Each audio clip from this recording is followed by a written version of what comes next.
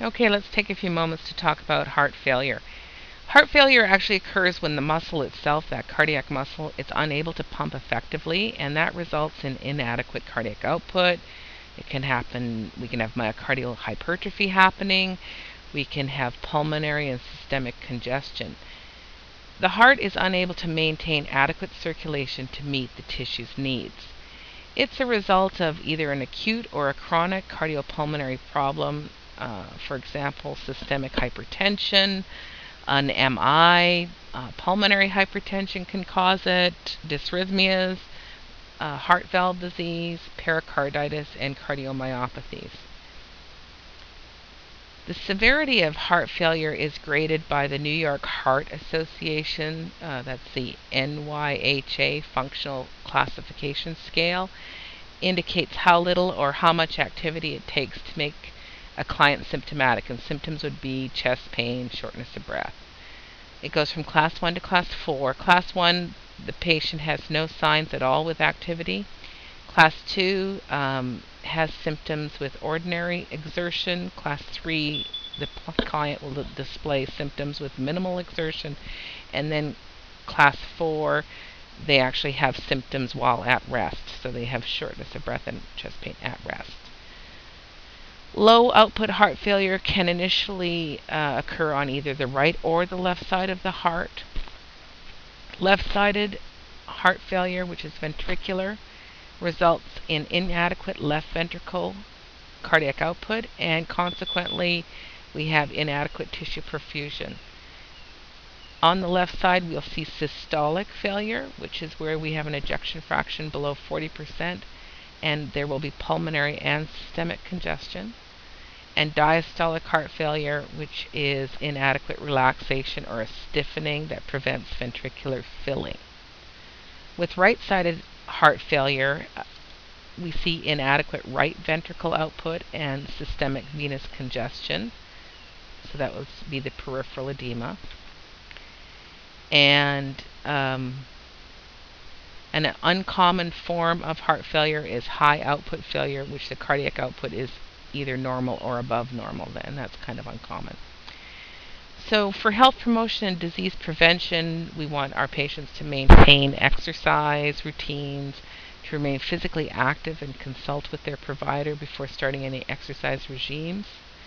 They want to have a diet low in sodium, fluid restrictions, and consult with a doctor regarding their specific diet, and to refrain from smoking, as well as following their medication regime and follow-up appointments.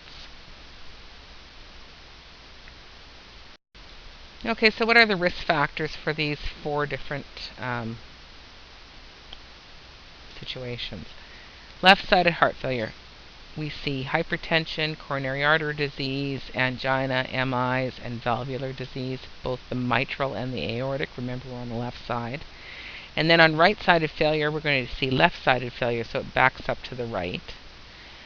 Right ventricular MI, and pulmonary problems such as COPD or ARDS, so things would back up from the lungs back to the right. If you remember your signs and symptoms, for left-sided mean it's the lungs. If you have failure on the left, it's going to back up into the lungs, so you'll have lung type of signs and symptoms. And then from the right side, it backs up to the rest of the body. So it's venous congestion and backs up to the rest of the body.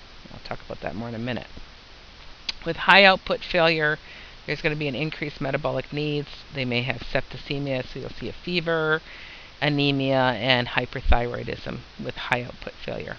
And with cardiomyopathy, we'll see that if someone with people who have, or you may see it, it's not all the time, you may see it with coronary artery disease, infection or inflammation of the cardiac muscle itself. Various types of cancer treatments may cause cardiomyopathy, prolonged alcohol abuse, and it can also be hereditary. There's a good article in that you can find on Blackboard on the different myopathies.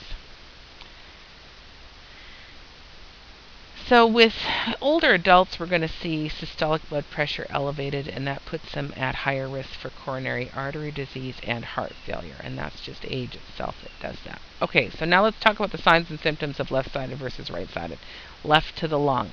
These guys have dyspnea. They can have orthopnea, which is shortness of breath when they're lying down. They can have nocturnal dyspnea. They can have great fatigue. They have a displaced apical pulse. We know that the apical pulse should be found mid-clavicular line, fifth intercostal space is where typically we're going to find the point of maximum impulse, correct? So if you go to look for your point of maximum impulse and it's not there, and you have to rotate your hand around the side to the left side and to their armpit, or below their armpit, we have definitely have hypertrophy has occurred. So we have a big baggy heart because it's tried to compensate and grow for this failure. We may hear an S3 gallop. We could see pulmonary congestion, which means there's a cough, there's bibasilar rales, they have shortness of breath. In acute situations, they'll have that pink frothy sputum, blood-tinged sputum, because it's all congesting into the lungs. There may be an altered mental status, and we can also have organ failure and eventual oliguria. Right-sided. Okay, the right side's going to congest backwards through the venous system. So this is going to be the periphery of the body. It's going to go back through the vena cava, right? So we're going to have, think about if it's backing up JVD, it's going to engorge the neck. There'll be a dependent edema because the body's just trying to get rid of this extra fluid and pushing it out into the periphery. And it's usually dependent edema. So if it's somebody who's standing, it's going to be down in their legs and their ankles. If it's a bedridden individual, they will have edema in their sacrum. There could be ascites and abdominal distension cut from the congestion there. We could have an engorged hepatomegaly, an engorged liver, nausea, vomiting. They don't want to eat or they have a sense of fullness. They're weak, they're fatigued. And they have polyuria at rest because when they're laying down, they're going to have their kidneys will be perfused better. So they will be up going to the bathroom quite a bit. And then weight gain from holding onto that extra fluid. With cardiomyopathies, we're going to see a fatigue, weakness, heart failure, heart block. You can also get a gallop from these, and then definitely that cardiomegaly that I talked about. Presence of other chronic illness can mask the presence of heart failure in older adults, so they may have heart failure in addition to their other disease processes. Okay, so how do we diagnose this? The human B-type natriuretic peptide, which is the BNP, is elevated in heart failure, and that's used to differentiate dyspnea-related heart failure versus respiratory problems. So they're going to pull this BNP right away. So we want to helps us monitor the need for and the effectiveness of aggressive heart failure intervention. So if we see a BNP that is less than 100, it should be normal, and then in different increments, 1 to 300 suggests heart failure is present, 300 mild, 600 moderate, and then greater than 900 is severe heart failure. We also will have the patient on hemodynamic monitoring in the ICU, where they will put a central venous pressure line into the patient, where they're going to be looking at right arterial pressure, wedge pressures, pulmonary artery pressure, and cardiac output with a Swan-Ganz catheter. That's a higher level of assessment than this course is going to allow for you, but the patient may need to be monitored with a Swan-Ganz catheter that will be able to monitor the pressures within the heart to help guide the treatment. Other diagnostics are ultrasound, and that's cardiac ultrasound or echocardiogram. Those are two-dimensional. They also have three-dimensional, and it looks at both the systolic and diastolic functions of the heart. It's going to be looking at the left ventricular ejection fraction, and normal is about 55 to 70, and then the right ventricular ejection fraction it's about 45 to 60. So we can see that through ultrasound. That can be calculated. A chest x-ray would be done just to look at the size of the heart, see if there's cardiomegaly, if there's any pleural effusions. EKGs, cardiac enzymes, electrolytes, ABGs, they're used to assess factors contributing to heart failure and the impact of heart failure on the individual. Okay, so what's our nursing care for these patients who do have heart failure? We're going to monitor daily weights and INO. Daily weights are going to tell us the most about the patients holding on to fluids and whether or not they're in or out of failure. So we want to teach our patients also to do a daily weight, same time, same type of clothing every day. We're going to look for shortness of breath, dyspnea on exertion. We'll give them O2 if prescribed. They may require O2 at home and have that set up. We're going to look at their vital signs, hemodynamic pressures if they're in the ICU with Swan-Ganz in place. We're going to position them to maximize ventilation. So we know that's high Fowler. So we're going to sit them up. ABGs, lights, especially potassium, because we're going to be giving these individuals diuretics to diurese them to try and get rid of that fluid overload that's circulating. They'll be on oxygen. We're going to look at chest x-ray results. Look for any medication toxicity. Often we will see patients being treated with digoxin. So we're going to look for that. We're going to encourage that the patients stay in bed until they're stable, conserve energy. So we're going to stage our care with these individuals. Diet restrictions, fluid restrictions, sodium restriction as ordered, and provide emotional support most definitely. So medications, we will be prepared to give diuretics to decrease preload, afterload reducing agents, ACE inhibitors, ARBs. We're going to help the heart pump more easily by altering the resistance to the contraction. So we're going to decrease that with the ARBs and ACE inhibitors. Inotropes, that's the digoxin.